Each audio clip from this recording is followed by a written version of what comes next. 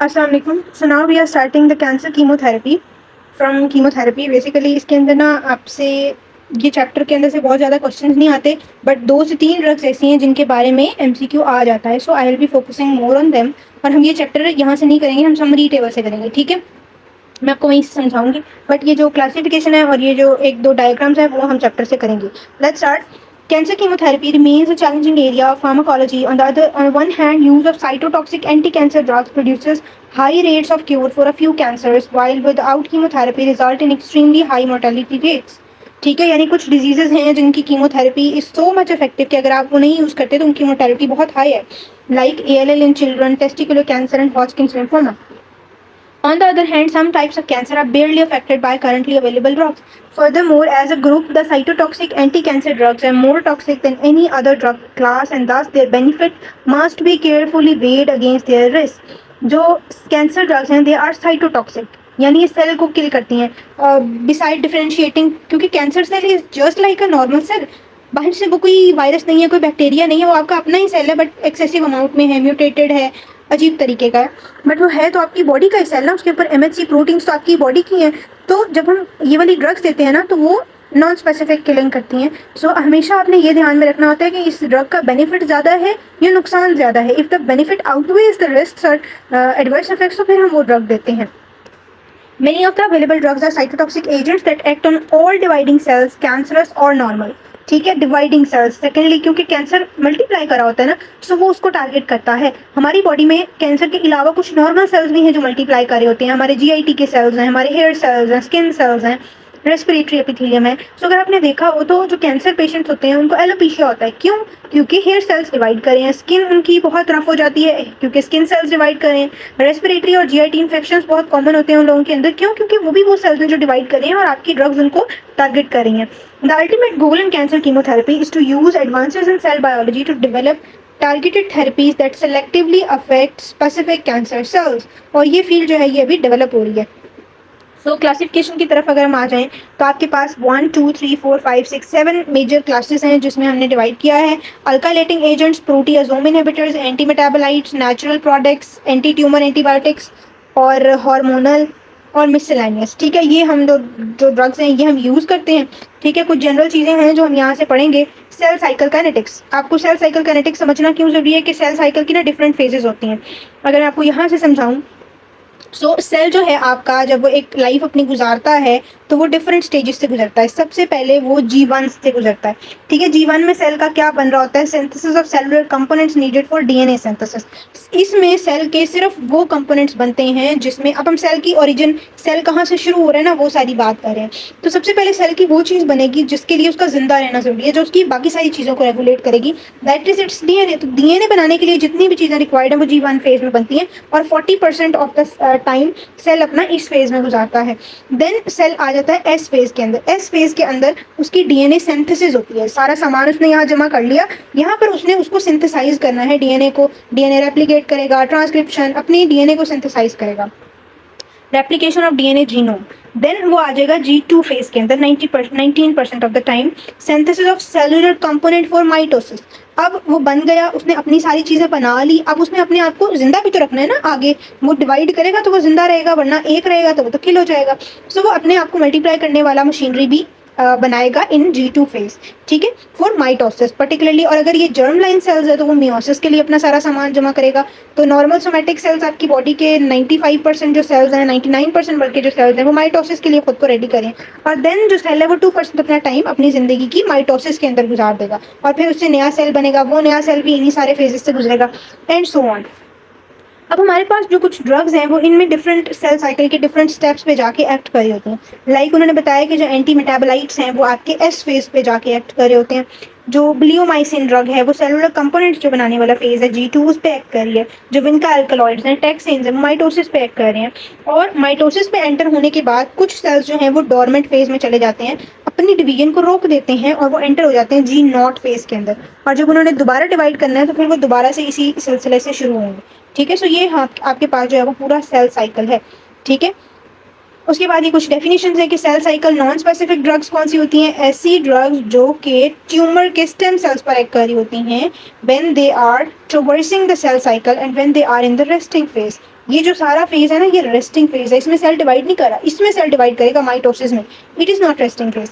ठीक है, सो इस फेज में जब एक्ट करेगी तो उसको हम cell cycle non specific drug करेंगे, और ये मोस्टली ट्यूमर स्टेम सेल्स पे जाकर एक्ट करती हैं। जबकि जो सेल साइकिल स्पेसिफिक ड्रग्स होती हैं वो सेलेक्टिवली ट्यूमर स्टेम सेल्स पर एक्ट करेंगी, उन ट्यूमर स्टेम सेल्स पर जो कि that when they are traversing the cell cycle and not when they are in the G naught phase।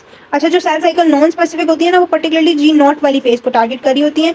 इनमें से भी हो सकती हैं, बट अल्टीमेटली उस सेल का फेट G नॉट ही होगा, जो सेल साइकिल नॉन स्पेसिफिक वाली जिनको टारगेट करी। जबकि जो स्पेसिफिक वाली हैं उनमें G नॉट वाली फेज नहीं आनी, उन्होंने इन्हीं को टारगेट करना है, वो इन्हीं फेजेस में रहेगा वो वाला सेल। फिर ग्रोथ फ्रैक्शन क्या होती है? The proportion of cells in a tumour population that are actively dividing. Tumour में से वो सेल्स जो कंटिन्यूसली डिवाइड करे जाते हैं, करे जा रहे हैं, उनको हम ग्रोथ फ्रैक्शन कहेंगे ट्यूमर का। फिर माइलोस्प्रेसिन ड्रग्स होती हैं जो कि आपके माइलो मतलब बोन मैरो के फंक्शंस को सप्रेस करेंगे। बोन मैरो का फंक्शन क्या है? One of the function is blood cells production, तो ब्लड सेल की प्रोडक्शन को कम कर देगी, इसको बोन मैरो सप्रेशन कहते हैं। फिर ऑन्कोजीन क्या होती है? ऐसी आपकी जीन जो कि एक नॉर्मल जीन थी आपकी बॉडी की, but it gets mutated and it becomes a gene that gives the order of dividing continuously, onco बन जाए तो उसको हम ऑन्कोजीन कहेंगे। फिर इसी तरह ट्यूमर सुप्रेसर जीन होती है, नॉर्मल जीन आपकी बॉडी के अंदर जो कि ट्यूमर बनने से आपकी बॉडी को रोक रही है। एक चीज़ है ना, टेंडेंसी तो होती है हर चीज़ की कि हम बहुत ज़्यादा डिवाइड करें ना, तो अल्लाह ताला ने एक चेक रखा हुआ है कि उस चीज़ को रोक के रखने वाली चीज़ें भी रखी हुई हैं।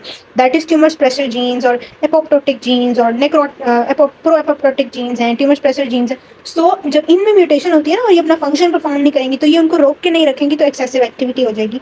सो ये इन्होंने डेफिनेशन बताई हुई। ठीक है, अच्छा, उसके बाद है जी लॉग किल हाइपोथेसिस होती है। लॉग किल हाइपोथेसिस क्या होती है कि ये देखिए, ये आपको एक लॉग नजर आ रहा है, ठीक है। ये बेसिकली आपको ये जो डायग्राम है कैंसर सेल्स दिखा रहा है कि सब क्लिनिकल स्टेज में सेल्स डिवाइड हो रहे हैं, बट आपको कोई सिम्टम नहीं आ रहा। फिर आपने एक स्टेज आई, आप सिम्टम आए, आपका डायग्नोसिस बना, फिर सिम्टम्स बढ़ते जा रहे हैं और एक सर्टेन नंबर से जब वो बढ़ जाएगा तो पेशेंट की डेथ हो जाएगी। अब जब हम जो है वो थेरेपी कर रहे होते हैं ना, तो डिफरेंट स्टेजेस में, अगर आप इस स्टेज में थेरेपी कर रहे हैं तो क्या लॉग किल का मतलब ये है कि हम एक सर्टेन नंबर से सेल्स को कम करते हैं बाय गिविंग ड्रग्स। तो जैसे ही आप ड्रग को स्टॉप करेंगे तो वो थोड़ा सा नंबर फिर बढ़ेगा, फिर आप ड्रग देंगे, फिर उसको किल, यानी हम एकदम उसको जीरो पे नहीं लेकर आते, हम ड्रग को इस तरह देते हैं कि वो इस तरह से कम हो जो सेल्स के नंबर्स हैं। ठीक है, जो सर्जरी होती है ना, पर्टिकुलरली सर्जरी एकदम से कम कर देती है सेल काउंट को, बट जो ड्रग्स हैं वो आपकी जो है वो इसी तरह कम करेंगी। ठीक है, जो डैश लाइन है वो इंडिकेट कर रही है कि two tumour cell number two 3 approaches to drug treatment and to no treatment dash line. यानी ये अगर आप ट्रीटमेंट नहीं करेंगे तो इस लाइन ने, ऐसे डैश वाली लाइन ने, ब्लू लाइन ने प्रोग्रेस करते जाना है टुवर्ड्स डेथ।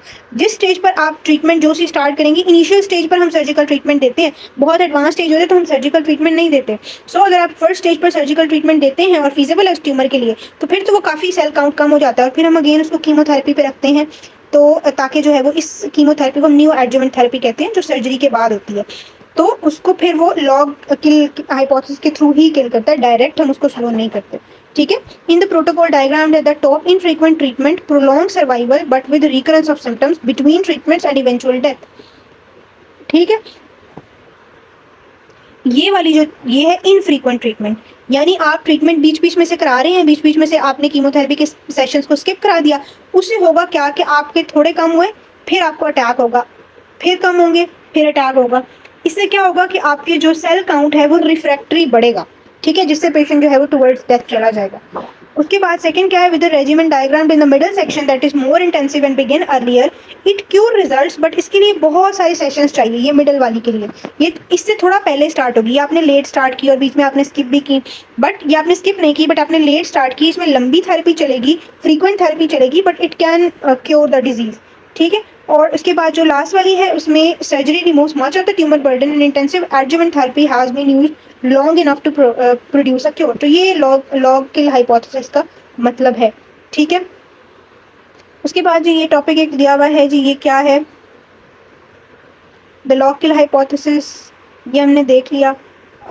ये स्ट्रेटजीज इन कैंसर कीमोथेरेपी।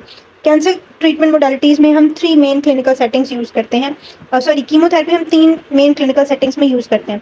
एक तो होती है ना प्राइमरी इंडक्शन थेरेपी कीमोथेरेपी, जिसमें आपका ट्यूमर का ट्रीटमेंट ही कीमोथेरेपी है, उसमें ना कोई सर्जरी है ना कोई रेडियोथेरेपी, आप डायरेक्ट कीमो दे रहे हैं, डायरेक्ट उसी से वो ट्रीट हो रही है, उसको हम प्राइमरी इंडक्शन थेरेपी कहेंगे या प्राइमरी कीमोथेरेपी कह सकते हैं। ठीक है, उसके बाद ये होती है हमारे पास नियो एडजुवेंट कीमोथेरेपी। अब इसमें प्राइमरी थेरेपी कुछ और होगी, लाइक सर्जरी हो सकती है, ठीक है, अल्टरनेटिव लोकल थेरेपी, लेकिन उसके बाद आप कीमोथेरेपी दे रहे हैं to further cure the disease, to reduce the size of tumour, तो उसको हम कहते हैं नियो एडजुवेंट थेरेपी, जो मैंने आपको बताई। उसके बाद है एडजुवेंट थेरेपी। अब एडजुवेंट थेरेपी क्या होती है? In the treatment of many solid tumours chemotherapy serves as an important adjuvant to local treatment procedures, surgery और रेडिएशन।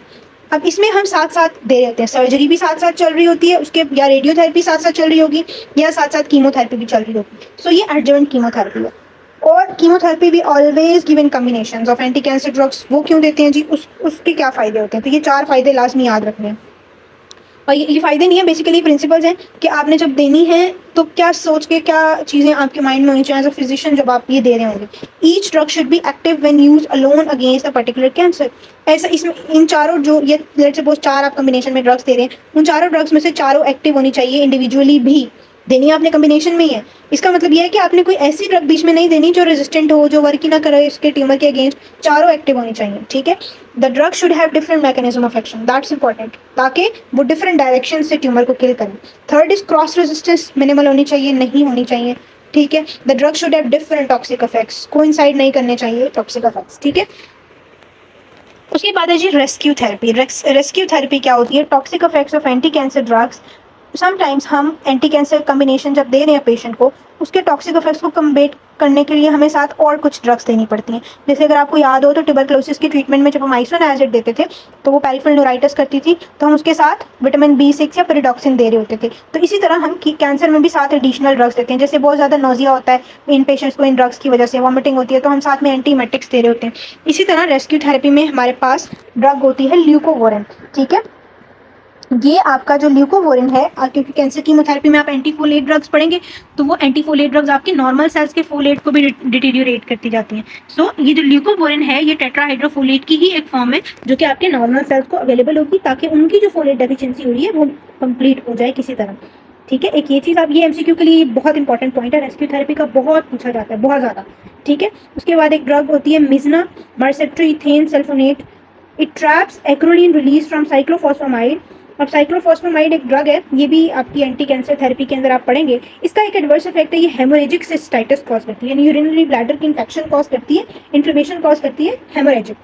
अब ये जो ड्रग है ये क्या करेगी? जो इस ड्रग साइक्लोफॉस्फामाइड का एक मेटाबोलाइट है एक्रोलीन, वो ये हेमोरेजिक सिस्टाइटिस कॉज करता है। तो जो मिजना, जब आप ऐसे पेशेंट को साइक्लोफॉस्फामाइड के साथ जब मिजना देंगे ना, तो वो उस एक्रोलीन को पकड़ लेगा और जो साइक्लोफॉस्फामाइड का हेमोरेजिक सिस्टाइटिस वाला एडवर्स इफेक्ट है ना, वो कम हो जाएगा, ठीक है।